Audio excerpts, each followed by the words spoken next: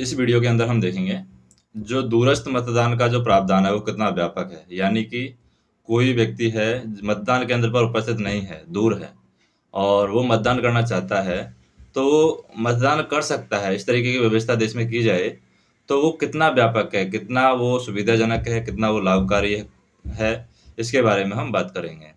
तो यहाँ पर ये जो मटेरियल बनाया गया है, ये दूरस्थ मतदान का प्रावधान कितना व्यापक है, ये जो मटेरियल है, ये AFE-IAS जो संस्था है उसने इसको तैयार किया है। और इसमें जो रेफरेंस लिया गया है, किसी न्यूज़पेपर का रेफरेंस लिया गया है, वो हम बाद में बात करेंगे कौन से न्यूज़पेपर का यहाँ पर रेफरेंस लिया गया है, उसकी बात हम बाद में करेंगे। तो यहाँ पर महत्वपूर्ण बिंदु क्या कौन कौन से हैं उनके बारे में बात करते हैं। महत्वपूर्ण बिंदु हैं यहाँ पर, जैसे कि अगर हम बात करें पूरे विश्व में अप्रवासी भारतीय हैं, उनकी संख्या है बहुत बड़ी है। अप्रवासी भारतीय कौन है? ऐसे भारतीय जो कि हमारे देश में नहीं रह रहे हैं, बाहर रह रहे हैं, अदर कंट्री में रह रहे हैं, वो कहलाते हैं हमारे अप्रवासी भारतीय। तो पूरे विश्व की अगर बात करें, पूरे विश्व में अप्रवासी भारतीयों की संख्या है वो बहुत ज़्यादा है।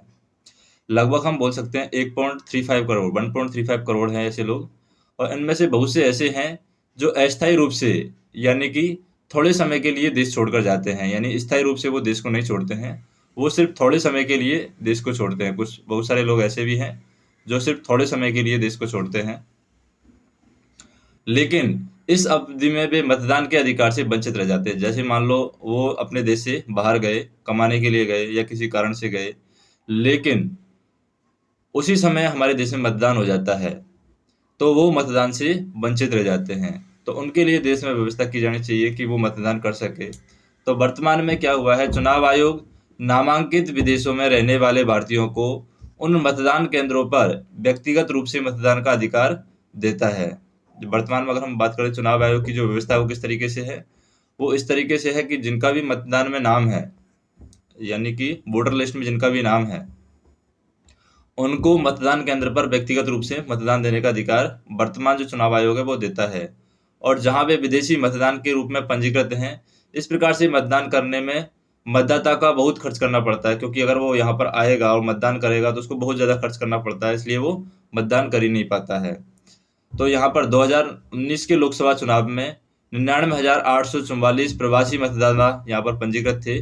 उनमें से जो 25,606 ही यहाँ पर वोट कर पाए थे। तो हम देख सकते हैं कितना यानी 1/4 ही यहाँ पर मतदान कर पाए थे। क्योंकि अगर 2019 के लोकसभा चुनाव की बात करें तो वहाँ पर हमारे देश में जो प्रवासी मतदाता थे वो 99,844 थे। उनमें से सिर्फ 25,606 ही मतदान कर पाए हैं।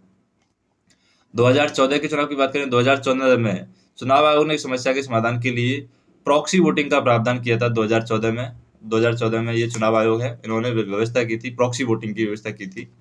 और कुछ राजनीतिक दलों ने इस विचार पर आपत्ति जताई। और 2020 में चुनाव आयोग ने अप्रवासी भारतीयों को डाक के माध्यम से मतदान करने की अनुमति देते हुए सरकार से संपर्क किया था। सरकार से बात की थी चुनाव आयोग ने कि 2020 में क्या है, हम जो भी अप्रवासी भारतीय हैं जो भारत से बाहर रह रहे हैं, उनसे डाक के माध्यम से मतदान कराया जाए, यानी डाक के माध्यम से उनसे मतदान लिया जाए। और यह तरीका विभिन्न सेवाओं के मतदाता के लिए पहले भी उपयोग में लाया जा रहा है। यानी कि जब मतदान करते हैं तो अलग तरीके का मतदान करते हैं, वहाँ पर भी ये जो डाक के माध्यम से जो मतदान लिया जाता है वो भी पहले से उपयोग लिया जा रहा है, यानी पहले से हम इस सेवा का इस्तेमाल कर रहे हैं।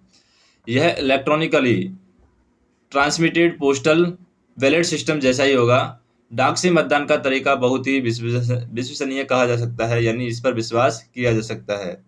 अब प्रश्न केवल यहाँ पर ये रह जाता है कि जिस देश में एक राज्य से दूसरे राज्य में गए हुए प्रवासी श्रमिकों के लिए दूरस्थ मतदान का जो व्यवस्था नहीं की गई है, मान लो कोई देश है जिसमें एक राज्य से दूसरे राज्य में कोई व्यक्ति गया है, कमाने के लिए गया है, अदर कंट्री में नहीं गया है, सिर्फ दूसरे स्टेट में ही गया है, तो दूरस्थ मतदान का अधिकार उनके पास में नहीं है। यानी एक स्टेट से दूसरे स्टेट में जाता है तो वो मतदान नहीं कर सकते, ऐसा यहाँ पर प्रश्न उठता है। वहाँ अप्रवासी भारतीयों को केवल यह अधिकार कैसे दिया जा रहा है? क्योंकि जब हम बात करते हैं जैसे राजस्थान से कोई मध्य प्रदेश में चला जाता है तो मध्य प्रदेश से वो राजस्थान में इस तरीके से डाक के माध्यम से मतदान नहीं कर सकता। जब एक राज्य से दूसरे राज्य में इस तरीके की व्यवस्था अलाउ नहीं है, तो फिर अप्रवासी भारतीयों को केवल यह अधिकार कैसे दिया जा सकता है? तो इस पर ये तर्क दिया जा रहा है कि विदेशों से भारत आने-जाने का जो खर्च है बहुत ज़्यादा पड़ता है, इसलिए अप्रवासी भारतीयों को इलेक्ट्रॉनिक फैसिलिटी या फिर डाक द्वारा मतदान का अधिकार दिया जाना उचित है। तो ऐसा यहाँ पर ये तर्क दिया जा रहा है कि जैसे विदेश से अगर कोई आएगा, तो उसको मतदान का खर्च है वो बहुत ज़्यादा होने वाला है। लेकिन अगर कोई भारत के एक स्टेट से दूसरे स्टेट में जाएगा, तो वहाँ पर जाने के लिए उसके पास में मतदान का खर्चा वो ज़्यादा आने वाला नहीं है। इसलिए विदेशियों को या फिर हम कह सकते हैं कि जो अप्रवासी भारतीय हैं, उनको ऐसी तरीके की व्यवस्था की गई है कि वो डाक के द्वारा मतदान कर सकते हैं, इलेक्ट्रॉनिक फैसिलिटी के द्वारा मतदान कर सकते हैं। लेकिन ऐसी व्यवस्था है, वो भारत में रहने वाले एक राज्य से दूसरे राज्य में जो रहने वाले लोग हैं, उनके लिए इस तरह की व्यवस्था नहीं है। साथ ही दुनिया भर के अनेक देश अपने अप्रवासी नागरिकों को यह अधिकार देते हैं। ये भी तर्क दिया जाता है, बहुत सारे देश हैं जो इस तरीके की व्यवस्था का इस्तेमाल कर रहे हैं और इस तरीके की व्यवस्था अलग-अलग देशों में है। तो यहाँ यह विचार किया जाना चाहिए कि क्या बहुत लंबे समय से विदेशों में रह रहे भारतीयों को यह अधिकार दिया जाना चाहिए? विदेश में रहने की अवधि के आधार पर जनादेश का अधिकार दिया जाने का विचार है वो असफल भी हो सकता है। इसलिए यदि डाक मतदान प्रणाली को वास्तव में लाना है, तो देश से बाहर बिताए गए समय के आधार पर मतदाताओं की पात्रता के लिए स्पष्ट रूप से नियम बनाने चाहिए। यानी इस तरीके से नियम बनाना चाहिए कि कितने लंबे समय से कोई बाहर रह रहा है, अप्रवासी भारतीय कितने लंबे समय से विदेश में रह रहा है, उसके आधार पर मतदान प्रणाली में बदलाव करना चाहिए कि जो बाहर बिताया गया समय है, उसके आधार पर मतदाताओं की जो पात्रता है, यानी मतदान वो कर सकते हैं या नहीं कर सकते इस नियम के थ्रू, उसके बारे में स्पष्ट रूप से नियम बनाने चाहिए।